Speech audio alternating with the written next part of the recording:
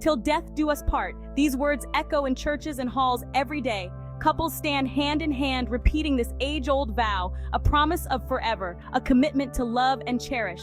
But what happens when forever feels like a prison sentence? What if those words mask a darker reality for some? We have all heard the vows. They are etched in our minds, but have we truly considered their weight, their permanence? We celebrate love, commitment, and the beauty of partnership. But we must also acknowledge the shadows that lurk beneath the surface.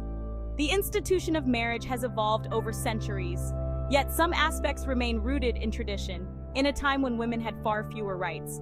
It's time to ask ourselves some tough questions. Are these vows a symbol of enduring love? Or are they, in some cases, a chilling reminder of an imbalance of power? Join me today as we delve into the complexities of marriage vows. We will uncover the history, the heartbreak, and the hope for a future where love and equality truly prevail.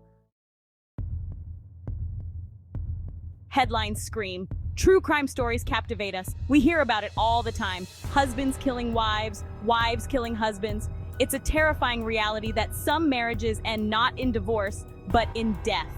These cases are not just tragedies. They are stark reminders of the potential for darkness within a relationship bound by vows. Till death do us part takes on a sinister meaning when one partner becomes the instrument of the other's demise. The very words meant to signify eternal love become twisted. They become a chilling epitaph etched on the tombstone of a shattered union.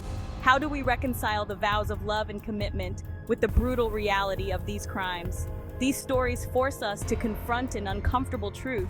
Sometimes the person you vow to love and cherish can become your worst enemy.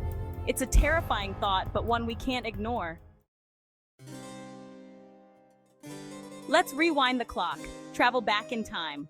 For centuries, marriage wasn't always about love. It was about property, inheritance, and social standing. Women were often treated as possessions, passed from father to husband. Traditional vows, with their language of obedience and possession, reflect this history. Even today, echoes of this past linger in our modern ceremonies.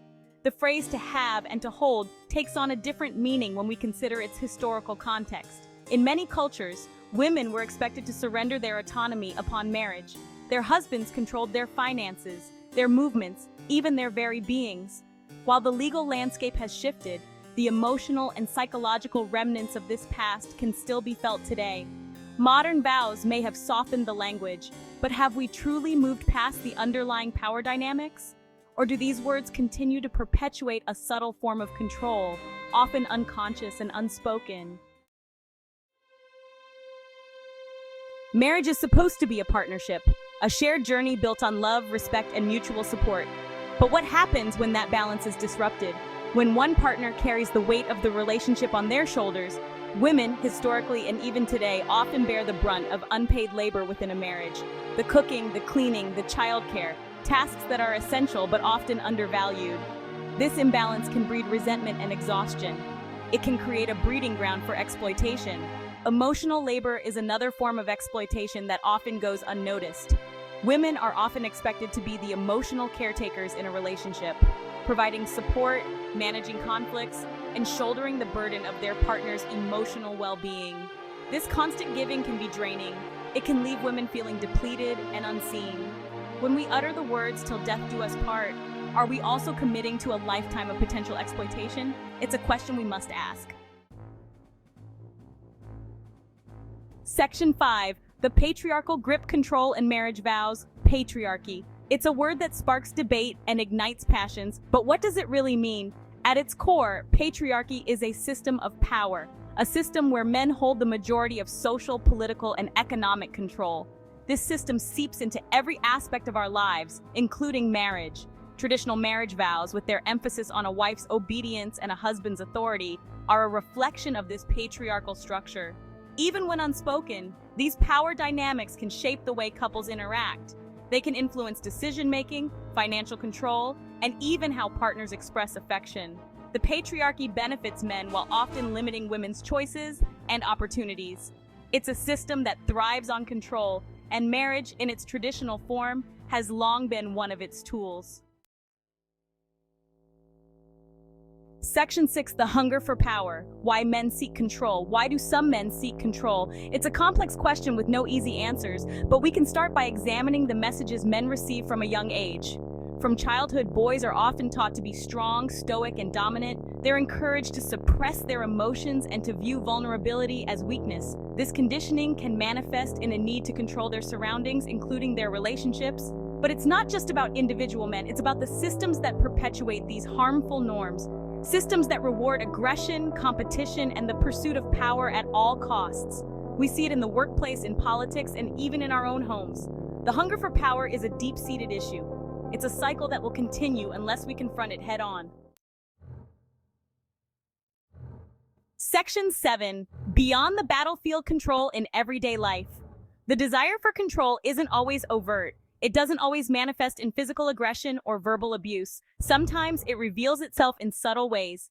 In the quiet manipulation, the constant need for approval, the undermining of a partner's confidence. It can be seen in the way some men try to control their partner's appearance, their friendships, or their career choices. It can be heard in the backhanded compliments, the dismissive jokes, the subtle but persistent attempts to erode a woman's sense of self. This type of control can be insidious. It can chip away at a woman's self-esteem, leaving her feeling trapped and powerless. It's a slow burn that can be just as damaging as any physical violence. We need to talk about these insidious forms of control. We need to shine a light on them and call them what they are: abuse. Section 8. Challenging the status quo, rethinking marriage vows. Till death do us part. These words carry a certain romantic weight, but do they serve us well in the 21st century? It's time to re-examine the very foundation of our marital contracts. We must ask ourselves, are these vows outdated relics of a bygone era? Do they truly reflect the complexities of modern relationships? Or do they perpetuate harmful power dynamics and unrealistic expectations? The conversation may be uncomfortable, it may challenge deeply held beliefs, but it's a conversation we need to have. We need to create a space where we can discuss marriage honestly, openly, and without judgment. We need to ask ourselves what we truly want from our relationships and how we can create partnerships built on equality, respect, and genuine love. Section 9. A new covenant, love, respect, and equality. What if we reimagined marriage vows? What if we crafted words that reflected a commitment to equality, mutual respect, and genuine partnership? Imagine vows that celebrate the individual growth of both partners. Vows that acknowledge the fluidity of life and the inevitability of change. Vows that prioritize open communication, emotional vulnerability, and the ongoing work of building a healthy, fulfilling relationship. Instead of to have and to hold, we could say to support and encourage. Instead of to obey, we could vow to listen and respect. These small shifts in language can have a profound impact on the dynamics of a relationship. It's time to create a new covenant of marriage, one that reflects the values of our time and empowers both partners to thrive. Section 10. Beyond till death do us part. Embracing change. Life is not static. We are constantly evolving, growing, and changing. Our relationships must evolve as well. Clinging to the idea of till death do us part can sometimes prevent us from acknowledging when a relationship is no longer serving us. It's okay to walk away from a relationship that is no longer healthy or fulfilling. It takes courage to admit when something is broken, and even more courage to choose ourselves. We need to destigmatize divorce and separation. These are not failures, but rather opportunities for growth and self-discovery. Sometimes, letting go is the greatest act of love we can give ourselves and our partners. Section 11. The power of choice. Defining your own forever. Ultimately, the meaning of forever is ours to define. We have the power to choose what we want our relationships to look like, what commitments we want to make, and how we define our own happily ever afters. Marriage can be a beautiful and fulfilling experience, but it's not the only path to happiness. We have the right to choose our own adventures, to forge our own paths, and to create relationships that reflect our values and desires. Let's empower each other to make conscious choices about love, commitment, and partnership. Let's create a world where forever is not a prison, but a promise of mutual respect, shared joy, and the freedom to grow, both together and apart.